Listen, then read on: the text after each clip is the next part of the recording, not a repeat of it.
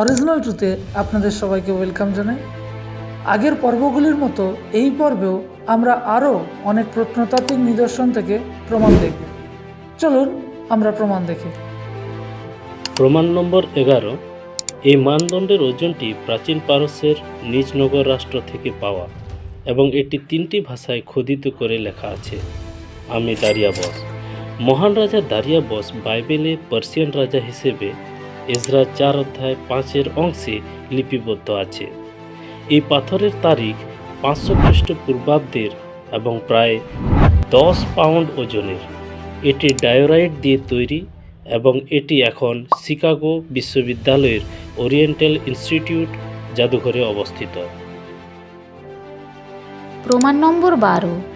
এই শ্বেতস্ফটিক ঘোড়াটি খ্রিস্টপূর্ব 5ম শতাব্দীর মিশর থেকে পাওয়া গেছে এবং এতে পার্সিয়ান রাজা অহস্যেরস নাম খোদাই করা হয়েছে, যার নাম আমরা বাইবেলের অনেক অংশে পেয়ে থাকি। যেমন ইসরা 4 অধ্যায় 6 পদ পড়লে আমরা দেখতে পাই। এটি প্রায় 10 ইঞ্চি উচ্চ।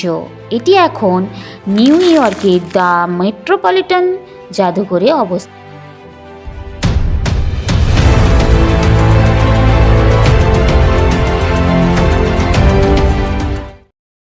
বাইবেল যে কাল্পনিক নয়, আগের পর্বগুলির মতো ঠিক একইভাবে এই পর্বেও আপনাদের সম্মুখে আবারও আমরা প্রমাণ করে দেখালাম।